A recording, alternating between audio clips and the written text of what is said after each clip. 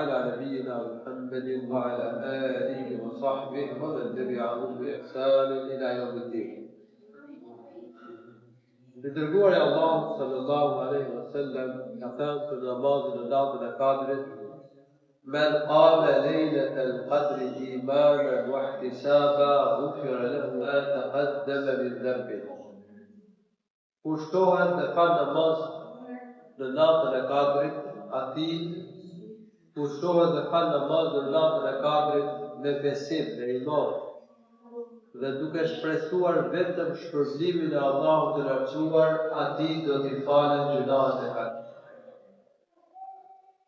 Nata e Kadrit është një natë e madhe, një natë me mirësi të mëdha. Kush fal namaz në natën e Kadrit, fal namaz e taravive, fal namaz natën, bën ibadet, bën lutje në natë të madhe, me besim, dhe duke shpresuar vetëm shpërblimin e Allahut, atij i falen gjunahet e tij. Veprat e mira në natën e Kadrit janë më mirë se sa veprat e mira në 1000 muaj në të cilat nuk ka natë Kadri, siç e ka përmendur Allahu në surën Kur'an. Por do të jemi parasysh diçka. Që të arrijë mirësitë e natës Kadrit, duhet bindje, duhet iman. Pra, adhurimet t'i kryejmë me bindje dhe iman. Dhe këtë çështje duhet ta shpjegojmë edhe njerëzve, insanëve të familjes, dhe njerëzve që kërkojnë natën e Kadrit, që duhet të bëjnë adhurime në natën e Kadrit, do themi që duhet bindje, duhet besim, sepse e ka përmendur profeti, ka thënë: kushtohet dhe fal namaz në natën e Kadrit me iman, iman do thotë besim. Pa duhet që njeriu ta besojë që muajin e Ramazanit e ka caktuar Allahu, natën e Kadrit e ka caktuar Allahu, Islami është feja e Zotit, Kurani është libri i Allahut, Muhamedi alayhi salam është i dërguari i Allahut, dita e gjykimit është hak, është e vërtetë, xheneti është hak, zjarri i xhenemit është hak, Allahu lartëson në ringjall njerëzit. Allahu në ka sjellë argumentet e ringjalljes në Kur'an, janë 6 lloje argumentesh, që janë jo vetëm argumente kuranore, po janë dhe logjike, pra argumente kuranore, logjike që Allahu lartësuar përmend në Kur'an. E para, Allahu njofton në Kur'an se do t'i ringjallë të vdekurit, është betruar, e ka përforcuar, e ka theksuar në shumë vende, se do të ringjallën njerëzit. E dyta, Allahu na ka krijuar për herë të parë. Ai që na krijoi për herë të parë ka fuqi ta krijojë përsëri. E krijoi njeriu në para Ademit nga dheu. Çdo njeri, çdo pastardhës i Ademit krijohet në një mik fare. Pra, ai që na ka krijuar për herë të parë, ai ka fuqi ta sjellë përsëri në jetë. Edhe këtë argument e ka përmendur Allahu në shumë vende në Kur'an. E treta, Allahu ka krijuar krijesat e mëdha, si dielli, hëna, toka, dhe ai që ka krijuar këto krijesa të mëdha, padyshim, ka fuqi që t'i sjellë njerëzit në jetë, që t'i ringjallë njerëzit pas vdekjes. E ka fuqi plot, absolute, fuqia e tij nuk ka kufi.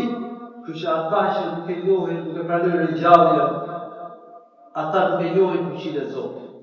Po ta njohin Allah, po ta njohin fuqinë e Zotit, nuk e bën të diskutim lajmin që ka dhënë Allahu mbi ringjalljen e të vdekurve. Argumenti 4. Allahu i transformon krijesat nga një gjendje në një gjendje tjetër. Të gjallën e bën të vdekur, të vdekurin e bën të gjallë. Allahu ka fuqi për t'i bërë këto. Të njohur e bën thatë, të thatën e bën të njohur. Nga bima që është e njohur del para e thatë. Nga para e thatë del bima e njohur. Pra këtë është ligjet e Zotit. Dhe këto tregojnë fuqinë e Allahut. Njerëzit nuk kanë fuqi të transformojnë krijesat në një gjendje tjetër. Ne s'kemi fuqi të japim jetë të vdekurit. Kurse i Madhi Zot ka fuqi për gjithçka. Argumenti i 5 për ringjalljen e tokës me rishën e shi. Edhe këtë e ka përmendur Allahu shumë vende në Kur'an, dhe ne e shohim. Nuk bie shi, bëhet atësirë, shkëtohet toka. Pastaj Allahu në shoh shi. Dhe gjallërohet toka. Rigjet bërohet, bimët, Po kështu dhe rinjallit. Andaj profeti ka thënë në hadith që trupi birit të Ademit do të tretet. Por do të petet vetëm një pjesë në fundin e shtyllës kurrizore e tira nuk tretet. Dhe në hadith thuhet ajbul dhe prej saj do të ribëhet njeriu në ditën e gjykimit. Do dalë edhe një herë, do ringjallet. Ka fuqi të madhe Allahu i lartësuar. Dhe argumenti i 6 kuranor, kjo është argument logjik. Allahu ka urtësi. Allahu ka dhe drejtësi. Ai është i ulët dhe i drejtë. Në këtë botë ka njerëz të mirë, ka dhe të këqij. Në qoftë se do të kishte të njëjtin përfundim, të mirë dhe të këqij, do shuheshim me vdekje, dhe njerëzit e mirë dhe të drejtë nuk do të shpërblehesin, dhe njerëzit zullumqar, të këqij, të prishur, nuk do të dënoheshin, atëherë krijimi i Zotit nuk do ishte i drejtë. Punë të Allahut nuk do ishin me urtësi. A mund ta pranojë njeriu që Allahu është i drejtë? Nuk mund ta pranojë. Kështu ai që pranon ringjalljen, ai shpirt për Zotin, nuk është i drejtë.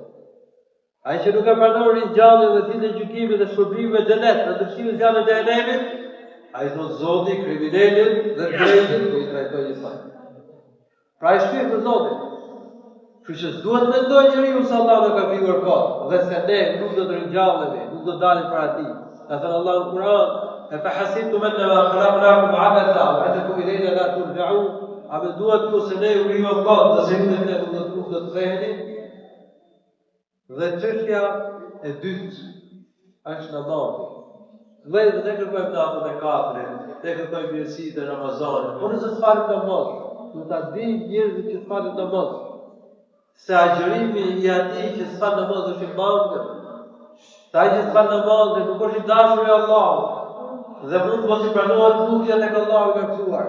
Te ngrej durat bëj lutje në konet. Por nëse nuk je për atyre që fal namazin, nuk do të pranohet lutja. Sepse Allahu ja pranon lutjen të dashurit të tij. Prandaj vëllezër, falim namazin, se namazi është shtylla e Islamit. Është shtylla e dytë e Islamit, është shtylla e fesë që ka thënë profeti. Vepra e parë për të do na marrë llogaria Allahut ditën e gjykimit është namazi. Kështu ka thënë një hadith tjetër. Vepra më e dashur për Allahun është namazi në kohën e vet. Ti falësh 5 namazet në kohën e vet. Profeti ka lënë porosi para vdekjes si falë namazin, ka thënë as-sala, as-sala. Kujdesuni për falën namazit, kujdesuni për falën namazit. Allahu i Lartësuar, veprat e mira që na çojnë në xhenetin më të mirë, që është xheneti el-Firdaus. I ka hapur namazin dhe i ka mbyllur me namazin. Qad aflaha al-mu'minun alladhina hum fi salatihim khashi'un. Fituar janë besimtarët të cilët janë të kushtuar në falën namazit. Dhe pastaj i ka mbyllur po me namazin, ka thënë walladhina hum ala salawatihim yuhafizun. Dhe ata që i falën dhe mëdhysh 5 namazet. Dhe pastaj Allahu ka përmendur që këta do të jenë banorë të xhenetit el-Firdaus. Pra në shumë vete në Kur'an, Allahu urdhëron falën namazit, sa është një detyrë madhore, është shumë e rëndësishme. Prandaj vëllezër, kush nuk fal namazin, ta këshillojmë të fal namaz, bëj kthesë në të fundit të lutjes së këtij. Se ka njerëz që agjërojnë se fal namazin. Edhe ndoshta nuk e dinë rëndësinë e namazit, por duhet t'i mësojmë ata. Do t'i këshillojmë që namazi është edhe më i rëndësishëm se agjërimi. Dhe synimi i agjërimit është që ne të falim namaz.